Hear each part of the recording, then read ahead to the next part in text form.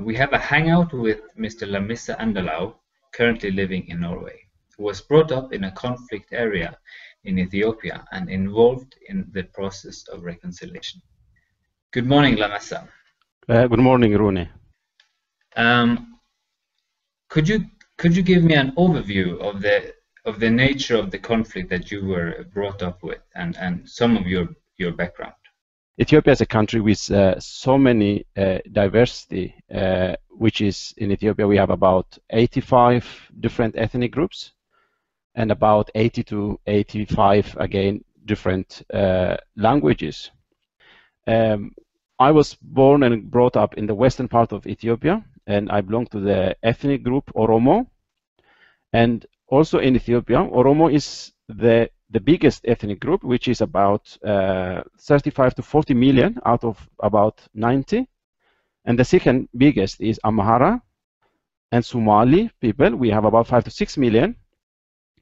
And this conflict I will be talking about is between the Oromo, who are about 35 to 40 million, and the Gumus community who live in the lower Blue Nile Valley bordering South Sudan. So the situation is that in the 1950s and 60s, the Oromo community were going down to the lowland area and occasionally abducting children in their teenagers and bring them up to highland to use them as domestic helpers and also to help them with farming and agricultural works. So this had created conflicts and tensions, occasionally big fights between the two communities over many decades. But you have not been specifically a part of this conflict? No, the conflict, I am now 37 years of age, so the conflict was ahead of my time, but I was brought up, and we hear as a child, I heard a lot about the conflict, and people as a child, we question because our appearance and everything looks slightly different, so we ask, and so our parents and grandparents were explaining. So I got to know this more the older I became, and I could come back to it, that I got involved in a project which was initiated by Mekane Yesus Church to work as an integrated rural development, but with the aim was to promote peace among these two communities. So did the Mekane Yesus Church initiate in order to reduce the conflict or to follow up these things? Just after the fall of the Haile Selassie regime, the Mekane Yesus started working slowly in the region. There was around 1974, 1975 from the history. And I myself came to the project as a program coordinator in 1999 towards the beginning of 2000. So Mekane Yesus church is the biggest Lutheran church in Ethiopia, and I think in East Africa, with a member about now today 5 to 6 million members.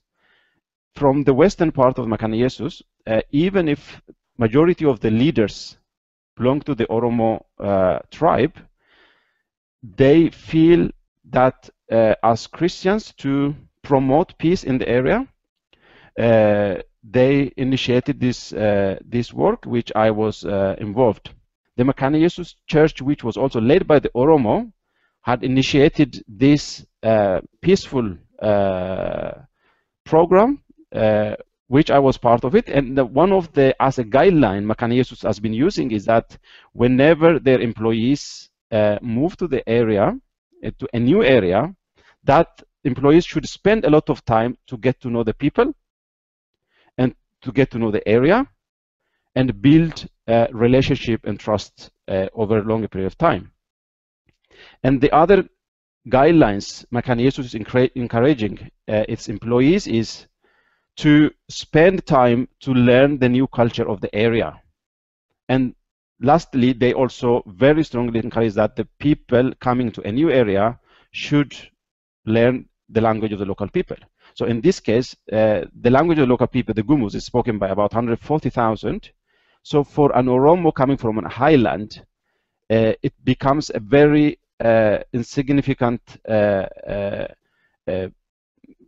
in comparison to the Oromo language and the other national languages. But people who come with a very strong respect and dignity for the human being spend those time learning the culture and the language and getting to know the people.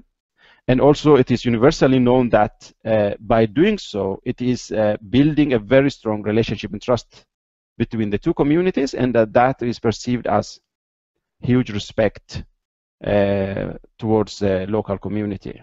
And that was some of the strategies which was used.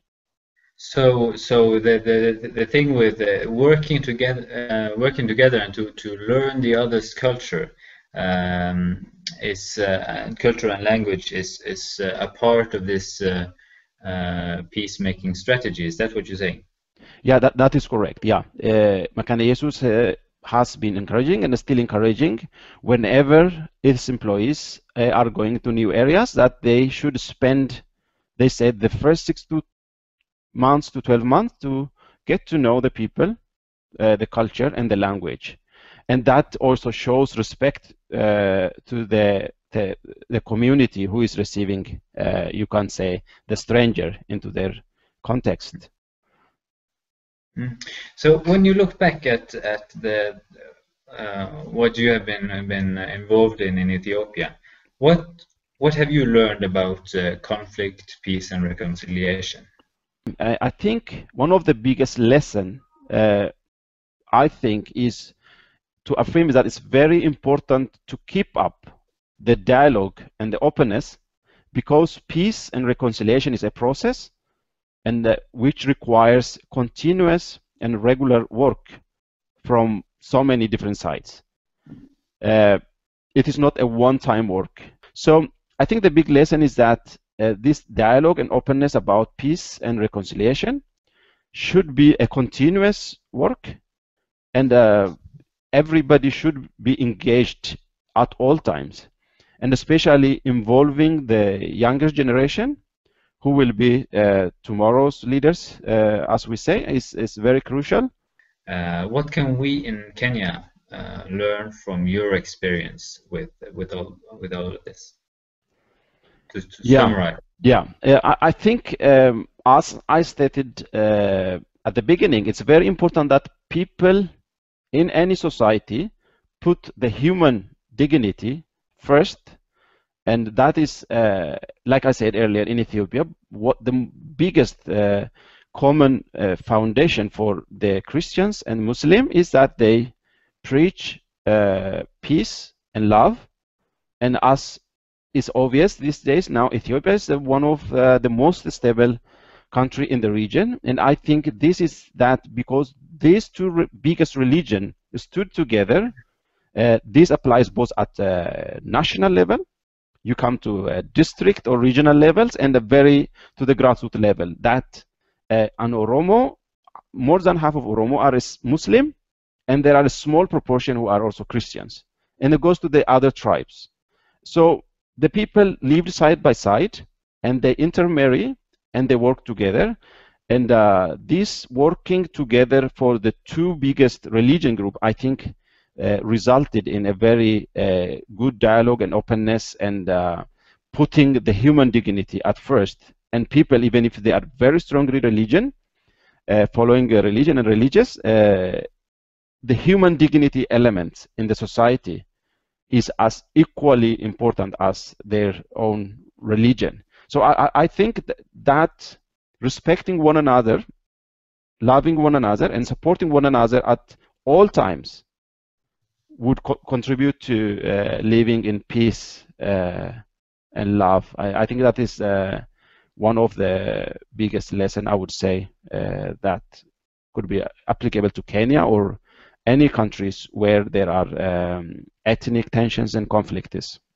But what we need to be aware is that we see also in Ethiopia that there are some radicals, fundamentalists, both within Christians and Muslims, which are coming up to destroy this long, peaceful and harmony nature of the community, which also the community in both religion are very much aware and tackling in so many different ways within their own system and structure.